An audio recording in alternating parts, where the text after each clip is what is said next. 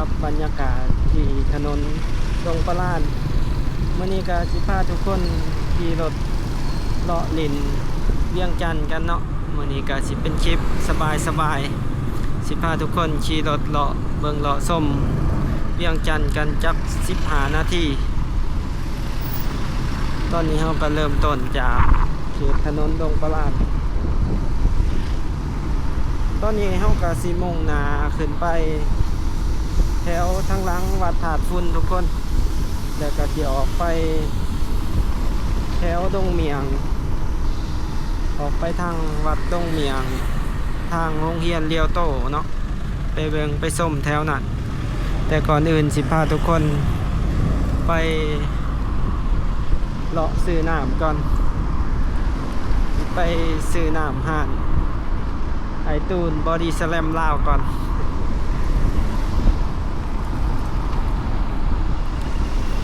สำหรับถนนดงปลาดจันทร์ถึ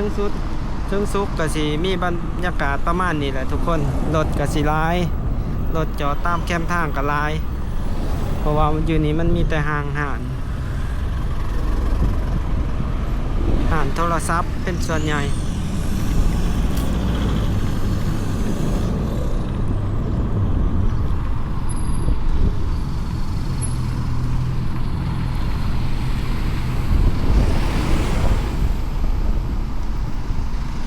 พาทุกคนไปแวะกินน้ำก่อน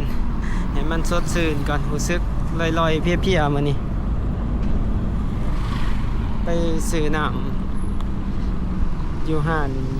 ไอตูนบอดี้สแลมลาวเนาะซึ่งว่าเพิ่นขายถือขายจอก20,000 25,000เท่านั้น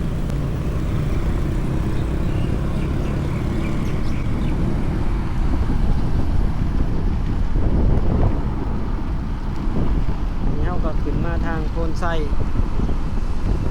ทางสายเมื่อเฮานี่ก็เป็นไปรถเมล์ BRT โพนไซทางกับวัดถาดฝุ่นเฮาก็สิเลี้ยวซ้ายอยู่นี่ทุกคน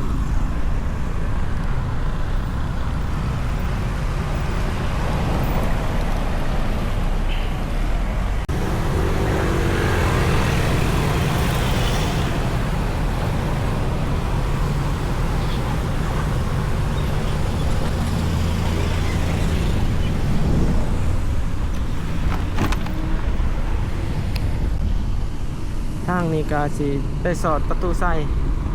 ข้างๆกับสำนักงานปกครองนครหลวง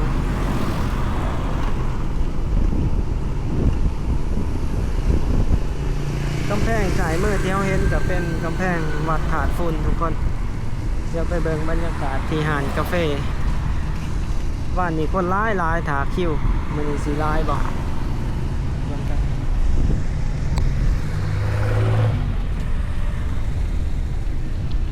คนร้ายเหมือนนี้ก็เป็นเอาชาเขียวเย็นไว้เขียวเย็นหวานปกติหวานข้าวหวานปกติอ่ะเลยคนจะเห็นข่อยหวานปกติป่ะแม่นดีเลยฟ้าห้องละ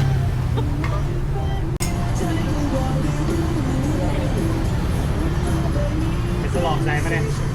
นี่แหละ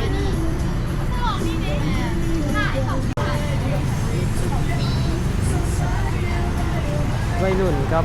ผู้ที่เฮ็ดเวียกอยู่แถวเขตนี้เขาเจ้ามักมาสั่งกินข้างๆกับประตูไส้เลยเดี๋ยวเป็นสัตว์แล้วเราไปโยงต่อเลย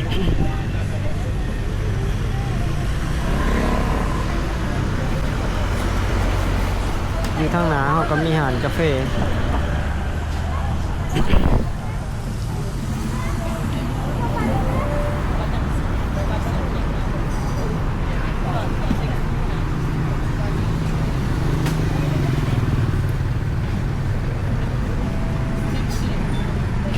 ข้างๆประตูไส้เนาะ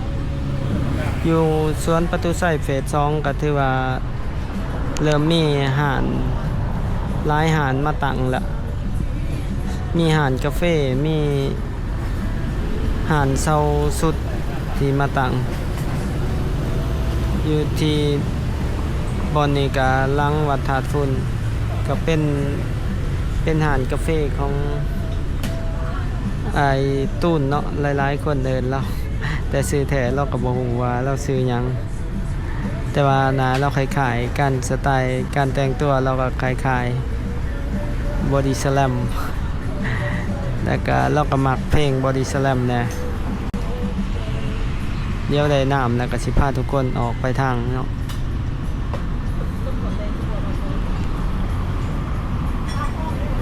ไปว่าของกัน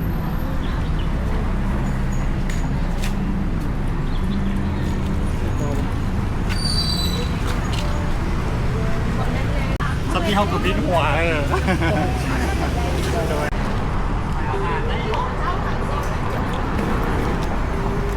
วัดถาดคุณออกไปลงทางสายลม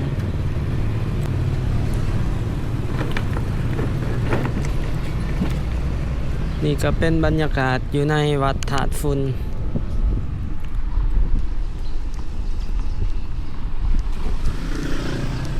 ถือว่าเป็นวัดใหญ่ใจกลางเมืองลมลื่นทุกคนเฮาก็สิลัดออกไปทางนี้ออกไปถนนลานสร้างแล้วก็สิลงไปทางซ้ายลม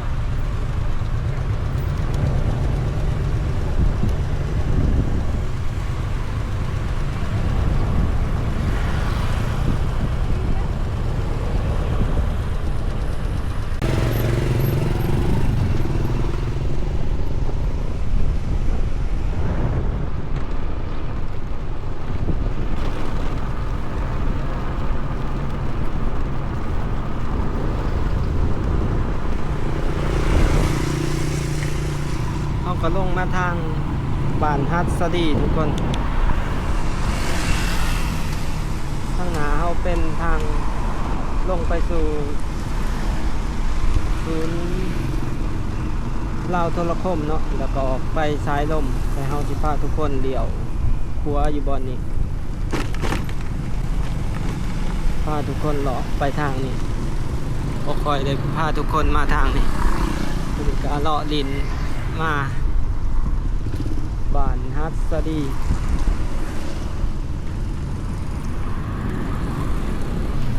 แถวนี้ก็มี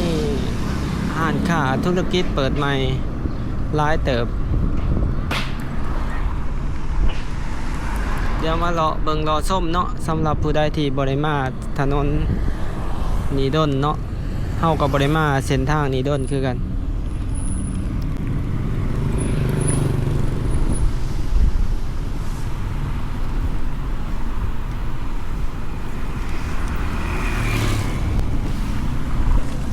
ขี่เลาะออกไปตามซอย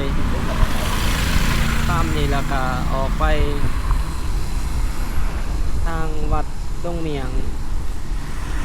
ออกไปทางโรงเรียนเลียวโต้วัดยังไงวัดศรีสวัสดิ์อุทาราม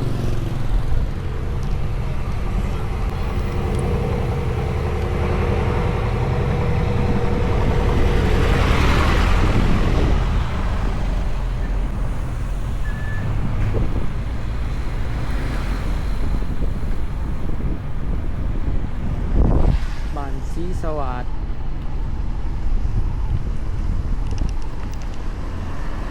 โดนมาทางนี้ เส้นทางนี่ก็ถือว่าเส้นทางซอยสวยงามเลย เขาจะปูใหม่เนาะบอล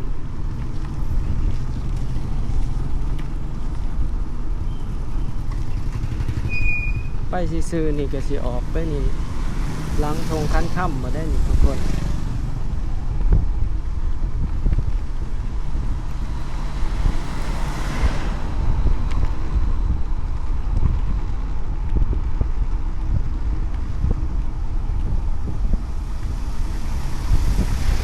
โรงแฮมทีละเดี๋ยวครัวออกทางนี้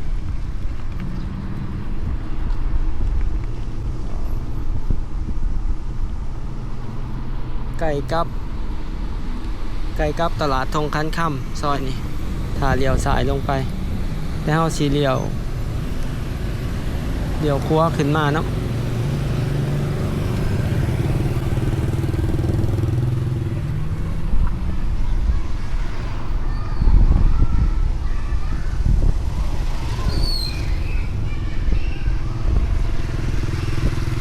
อยู่นี้มีโรงเรียนมี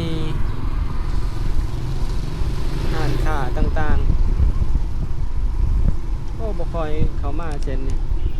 หลายแยกหลายซอยแท้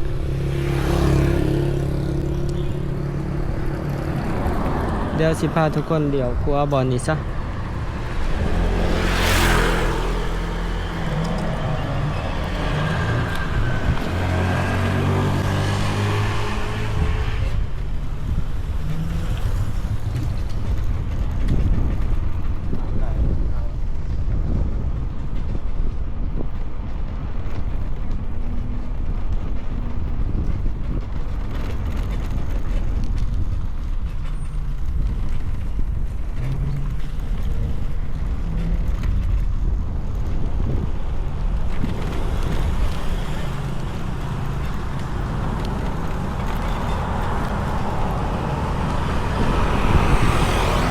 มาออกซอยนี้เนาะเราต้องเลี้ยวซ้ายลงไปอีกทุกคนจังซีแมนทางเขาสู่วัดดงเมียง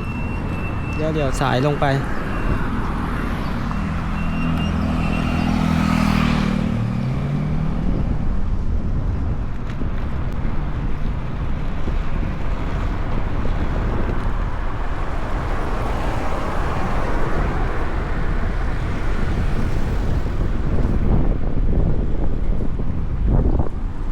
สวัสดิ์สีลำดวนแถวนี้ซื้อลงไปกับน้องดวงตรงคันค่ำเอาสิพาทุกคนเดี่ยวครัวบอลนี่เนาะอยู่เดี่ยวครัวเขาทางวัดดงเวียงนี้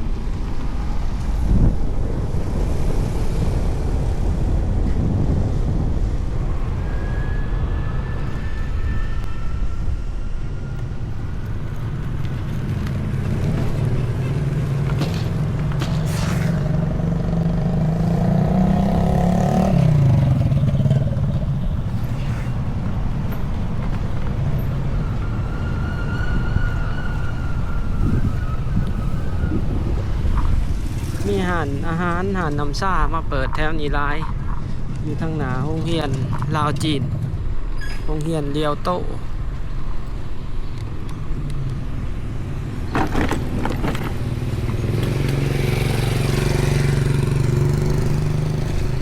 เมืองจันทบุรีเลียวโตนี่ก็สิมีทั้งประถมแล้วก็มัธยม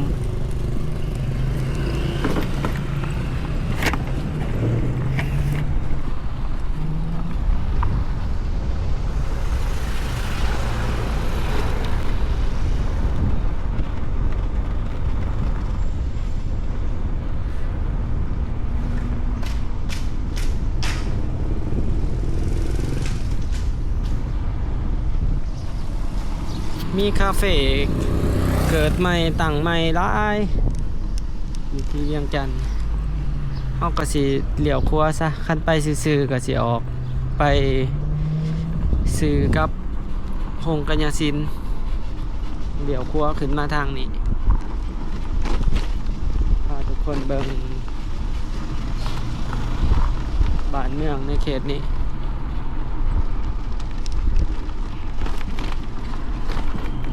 บ้านดงเมียง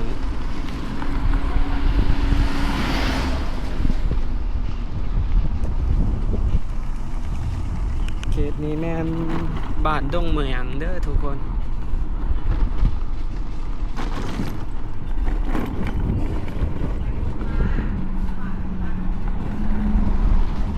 มีหลายแยกหลายซอยบ่นี้สำหรับผู้ใดที่บ่เคยมาบ่ชำนาญทางแน่ก็ สิเริ่มทางแหละในเขตนี้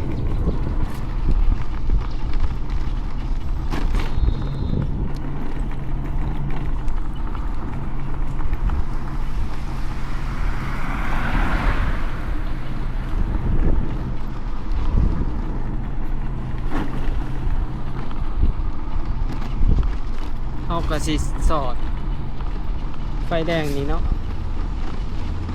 ออกมาซอยนี้บ่สามารถเลี้ยวซ้ายได้เฮาสิขี่ไปเลยเลี้ยวขวาบ่นี้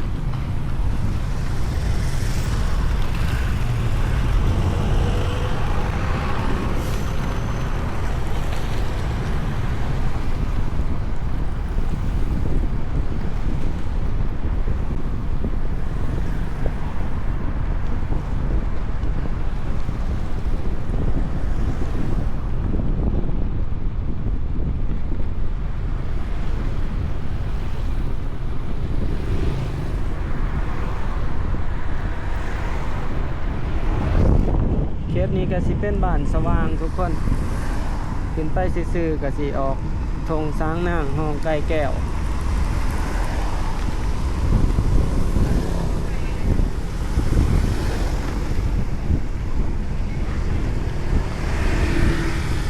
สายมือที่เฮาเห็นนี่ก็สิเป็นกระทรวงสวัสดิการสังคม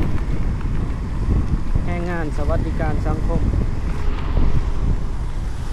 บอนนี้เขาก็เคยพาทุกคนมาเลาะแหล้วเนาะสิพาทุกคนขี่รถไปซื่อๆบอน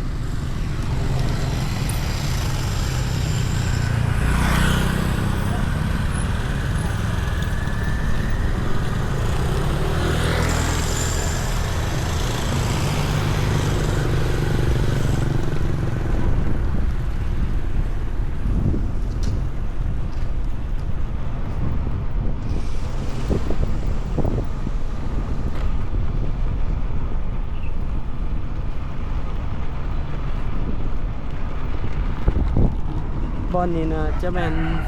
โอ้ธงช้างนางธงช้างนางต่อกับสีบุญเรืองโอ้อยู่นี่ก็มีคาเฟ่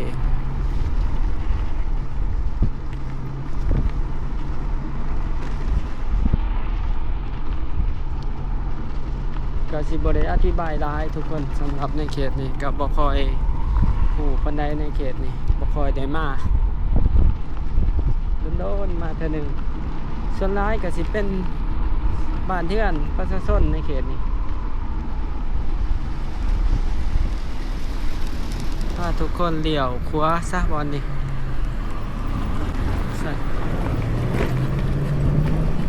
โอ้ออกซอยที่เข้ามามือนะนาอเมซอน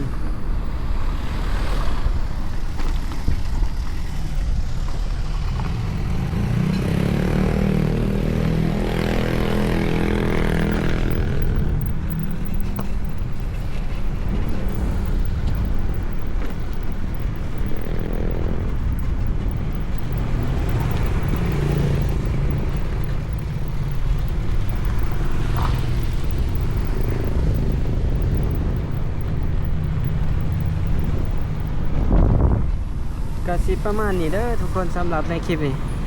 คือว่าเฮาก็มาซอยนี้อีกเนาะมื้อนั้นเฮาก็ได้พาทุกคนมาฮอดจุดนี้แล้วก็สิถ่ายให้ทุกคนเบิ่งอยู่ประมาณนี้ถ้าผู้ใดมักหรืออยากสนับสนุนกันก็อย่าลืมคือเก่าเนาะกดไลค์กดแชร์กด Subscribe เพื่อเป็นกำลังใจให้กันเด้อทุกคนและตอนนี้บ่แม่นไส้ก็ต้องขอกล่าวคำว่าขอบใจและก็สบายดี